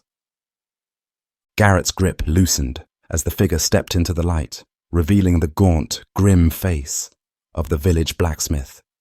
His eyes were hard, filled with a fierce determination that chilled Garrett even more than fear. "We don't have much time," Thomas said, stepping inside and pulling the door shut behind him. "Lucas is gathering followers, angry men, desperate and bloodthirsty. They're planning to strike at nightfall." Garrett swallowed hard, nodding grimly. "Then we need to warn everyone. But how? The village is terrified." Thomas's jaw tightened. "We can't waste time convincing them. We need to prepare, arm ourselves, fortify the tavern, and keep watch." The serving girl looked between the two men, eyes wide with fear and determination. "What about the others? What if they refuse to listen?" Garrett exchanged a glance with Thomas, the weight of leadership settling heavy on his shoulders. "Then we'll face them alone if we have to." They set to work quickly, the fire roaring as they pulled out old weapons. Rusty swords, battered shields, and well-used axes. Relics of battles long past, but still sharp enough to cut. Thomas hammered and sharpened, while Garrett and the serving girl barricaded the doors and windows with whatever heavy furniture they could find. As the night deepened, the tension in the tavern thickened like fog. Every shadow seemed to move, every sound echoed like a threat. Garrett took his place by the door, cudgel ready, ears straining for any sign of Lucas's men. Hours passed, each moment stretching into eternity. Then, just before midnight, a low murmur arose outside. The soft, sinister whisper of footsteps creeping through the darkness, punctuated by whispered curses and guttural voices. Garrett's heart pounded as the tavern door shuddered under a heavy blow. The first of Lucas's followers had arrived. The tavern door shook violently as a heavy, splintering blow crashed against it. Garrett's muscles tensed, his grip tightening on the cudgel as the shadows outside thickened with movement. The murmurs beyond the wood grew louder, rough, angry voices laced with threats and fury, a twisted choir of men driven by rage and hunger for vengeance. The serving girl crouched behind the bar, clutching a small dagger she had managed to retrieve from the kitchen. Her breath came in short, shallow gasps, and her eyes were wide with fear, flickering from the door to Garrett's determined face. "Get ready," Garrett hissed, his voice low but steady. "They won't give up easily." Outside, footsteps pounded on the stone street, echoing like thunder in the cold night air. The first figure appeared, a hulking man clad in rough leather, his face obscured by the shadow of a hood, a crude axe in his hands. He swung at the door with brutal force, splinters flying from the ancient oak. Garrett stepped forward, planting his feet firmly. As the door cracked under the assault, he shoved against it, pushing back with all his strength to hold it closed. The axe struck again, this time closer to the lock, and Garrett knew it was only a matter of moments before the door gave way. "Barricade the side window!" Thomas barked, running toward the corner of the room where a narrow shuttered window threatened to be a weak point. The serving girl scrambled to obey, stacking broken chairs and heavy crates against the frame, her hands trembling but her spirit refusing to break. The door burst open with a final shattering blow, splinters and shards of wood flying into the smoky room. Garrett swung his cudgel in a wide arc, catching the first attacker across the jaw and sending him sprawling to the floor with a grunt. The tavern exploded into chaos. Men surged forward, weapons flashing, knives, axes, even makeshift clubs. The clash of metal rang through the air, mingled with cries of pain and rage. The smell of sweat, blood, and spilled ale filled every corner. Garrett fought with the desperate fury of a man who knows the fate of his home hangs on every swing. He parried a blow aimed at his head, stepping back to avoid the crushing force, then countered with a strike to the attacker's ribs that elicited a harsh grunt and a stumble backward. Behind him, Thomas wielded a hammer with brutal efficiency, driving back any who dared approach the rear of the room. The serving girl dodged between tables, stabbing at any enemy who came near with fierce determination. Amid the frenzy, Garrett caught sight of a figure moving with unnatural swiftness. Lucas himself, cloaked in shadow, eyes blazing with a merciless fire. He carried a cruel blade, its edge gleaming wickedly in the flickering light. Lucas's voice rang out, cold and commanding. "This village will pay for its sins. No one will stand in my way." Garrett's blood ran cold, but he steeled himself. "Not while I still breathe," he shouted, raising his cudgel high. Their eyes locked, the tension between them crackling like lightning. The moment stretched, time slowing to a tense stillness before the battle resumed with renewed ferocity. Steel clashed. Shouts echoed. The fate of the village hung in the balance as light and shadow collided in a deadly dance of survival and vengeance. The battle raged on in the dimly lit tavern, the air thick with sweat, blood, and the acrid scent of fear. Garrett and Lucas faced each other amid the chaos, their fight the cruel centerpiece of the night's violence. Each blow they exchanged echoed not just the clash of bodies, but the weight of years of bitterness, betrayal, and broken promises. Garrett's muscles burned, his vision blurred at the edges, but he fought with a fierce resolve born of desperation. He knew that if Lucas won, the village's hope would die with him. If he fell, everything they had fought for would crumble into ruin. With a sudden savage yell, Lucas lunged forward, blade flashing in the firelight. Garrett barely dodged, the cold steel grazing his shoulder and setting his skin ablaze with pain. But pain only fueled his determination. He swung his cudgel, connecting with Lucas's ribs in a heavy, bone-jarring strike. The blow staggered Lucas, but he recovered quickly, eyes wild with fury. The two men grappled, locked in a brutal struggle that twisted and turned through the tavern's cramped space. Around them, the other fighters fought on, their battle a chaotic storm of clashing steel and desperate cries. Suddenly, Thomas appeared at Garrett's side, swinging his hammer with brutal force to knock an attacker off balance. "Now, Garrett!" he shouted. Garrett seized the moment. Summoning every ounce of strength, he pushed Lucas back against the wall, pressing the cudgel firmly against his throat. Lucas's breath came in ragged gasps, his eyes wide with shock and rage. "Enough!" Garrett growled. "This ends here." Lucas's shoulders sagged, the fight draining out of him like the last embers of a dying fire. Slowly, he nodded, a hollow, defeated sound escaping his lips. The room fell silent, but for the heavy breathing of the combatants. The village had survived the night, but the scars ran deep. The weight of betrayal, vengeance, and loss hung heavy in the air like a storm cloud waiting to break. Garrett looked around at the faces illuminated by the dying firelight. Tired, bruised, but alive. The serving girl stepped forward, her eyes shining with quiet strength. "We rebuild," she said simply. Garrett nodded. "Together."